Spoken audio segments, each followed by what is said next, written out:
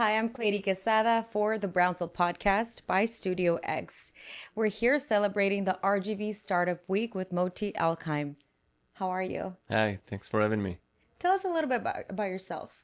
Well, first of all, I'm very excited to be here at the RGV Startup Week. It's a phenomenal setup, one of the most professional setups I've ever seen. I have a branding agency called Atlantic Brands, and we specialize in investor pitching, storytelling, and helping startups with brand visual development. We're working with about 30 startups a year. I came to starting this company after I was a CMO for many startups before scaling them to growth, exits, and decided that I want to help as many companies as possible on my own. So, starting up companies is not something you go to school to do. Specifically, how did you get into that area for other companies? So I always knew I wanted to have my own branding agency.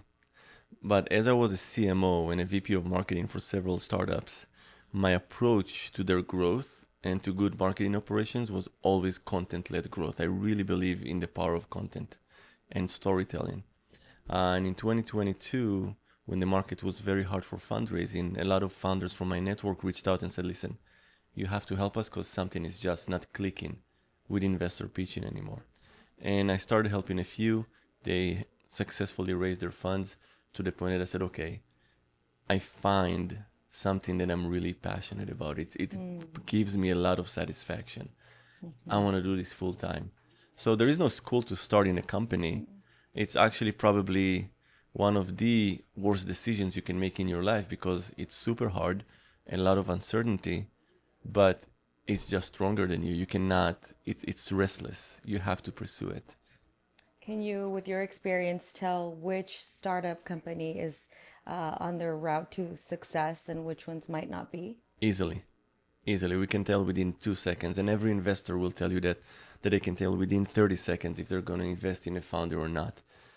There are companies that are opportunistic, that you see that they're trying to tap on a niche in the market or an opportunity in the market, and they are very feature based, technology based.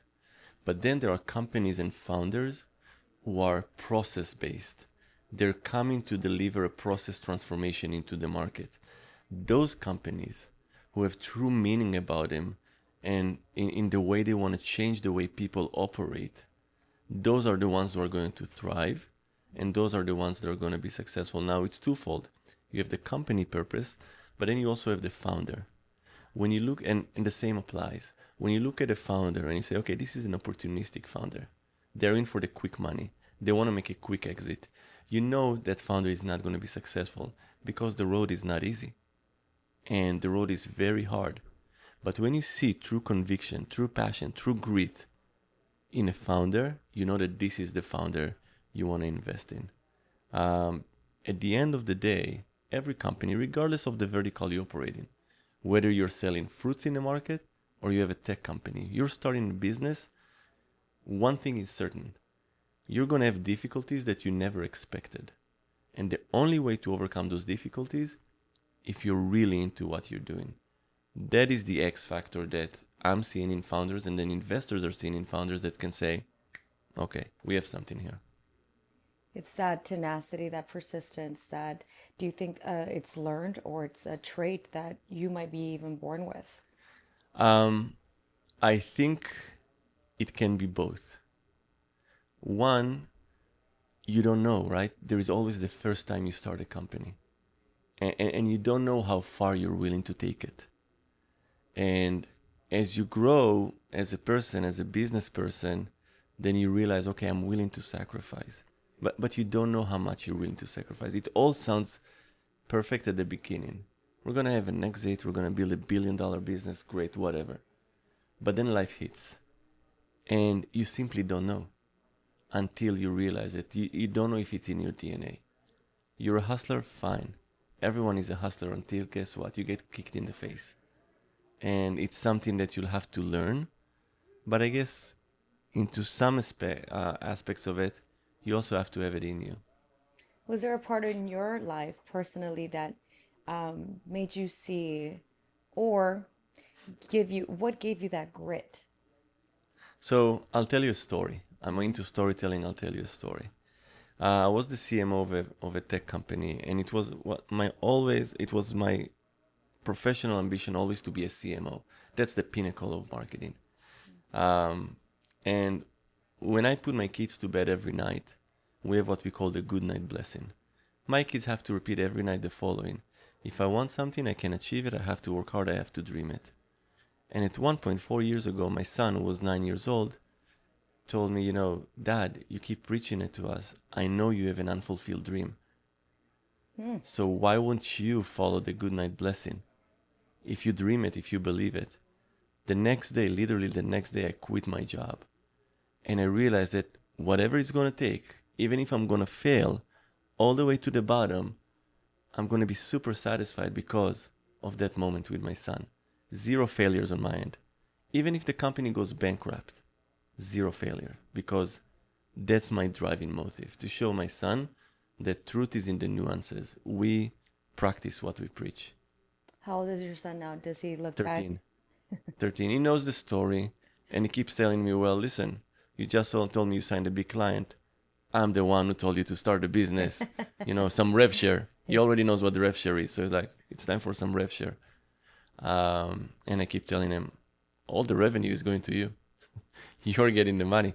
That's what the essence of family is. But, going back to it, there has to be a pivotal moment where people wake up in the morning and say, okay, I want to pursue it. I want to dump everything else I'm doing and pursue it. So you start with a sacrifice. The life of starting a company starts with a sacrifice, and it never ends.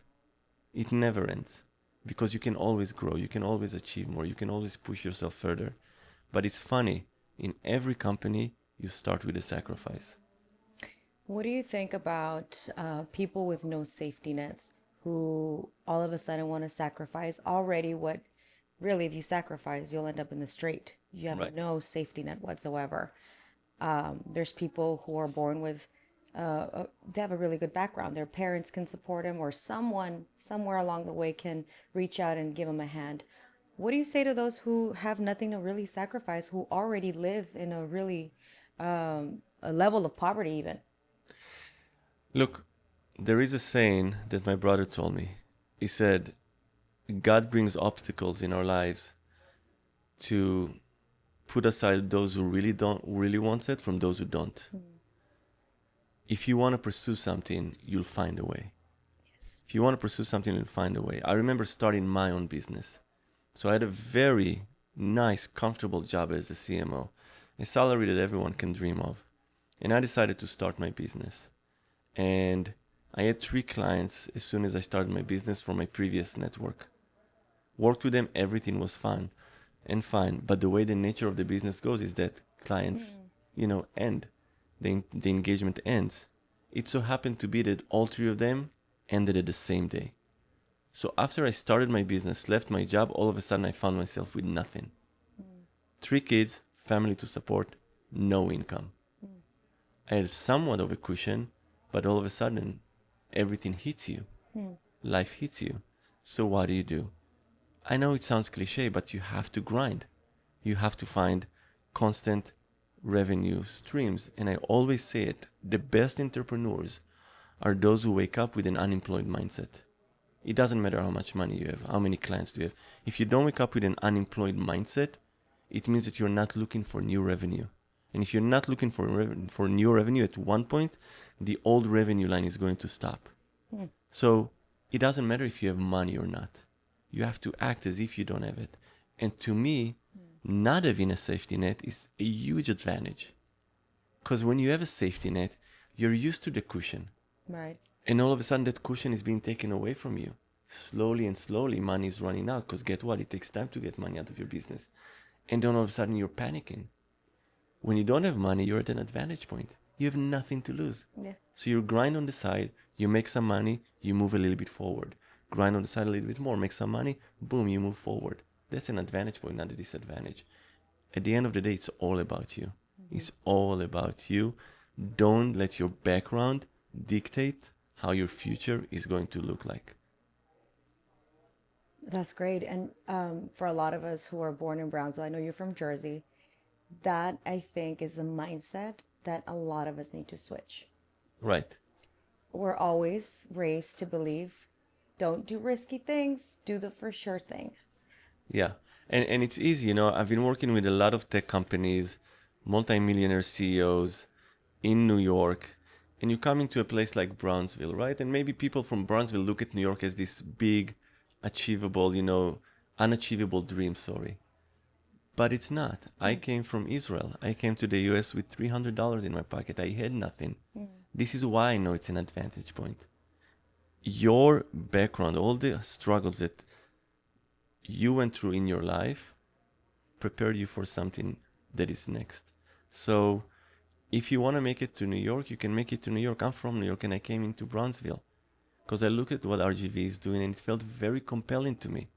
The community and the work that is doing here. I'm sure that if you're going to continue on this path, RGV is going to, and I just told it to the organizers here, that RGV is going to be one of the most prominent events because you're one of the most organized I've ever seen. So take pride in what you do. It doesn't matter where you come from. Everyone has their own magic. Find your magic, push it forward. And based on the people you've met here so far, where do you see Brownsville in the next 10 years? I see it as a community that is going to grow and be meaningful for one reason only. You appreciate the community. So in Jersey, I'm part of a big tech community that grew from nothing into a very massive community that is helping each other. And the ability to build a community is probably the strongest foundation anyone can build. So my predictions 5 years from now, and I'm really hoping that I'm going to come here every year, is that this conference is probably going to be 10 times bigger than it is now. Because I see the desire. I see people who are hungry. I see people who are hustling. And there is something about the fact that, you know, we have a Spanish community here, Latino community here, that is coming without, you know, the most affluent background. They weren't born into rich families in New York. But guess what? Look at this conference. I kid you not. I go to conferences all over the world. This is one of the most well-executed conferences I've ever seen. Very well done, both in terms of the communications, the outreach, the setting. If Brownsville is going to continue on this path, it can be a very nice tech pocket and entrepreneurship pocket here in Texas, and no reason for it not to be nationwide. Thank you so much for that. I course. think organization is a lot. And the organization that you're seeing here says a lot about Brownsville people and the people who are helping to build it. I appreciate that. That's a compliment to all of us. Of course. Thank you for having me. Thank you so much. So if anybody needs to find out more about you, how can they reach out to your company? So you can first and foremost find me on LinkedIn, Moti Elkheim, and you can also Google Atlantic Brands. That's the name of my company, and you'll see me right there on the homepage. And we can be in touch. If you need to build your startup, if you need to build your brand, I'll be more than happy to help this community because you're doing so many great things here. Thank you, Moti, for your time. My pleasure.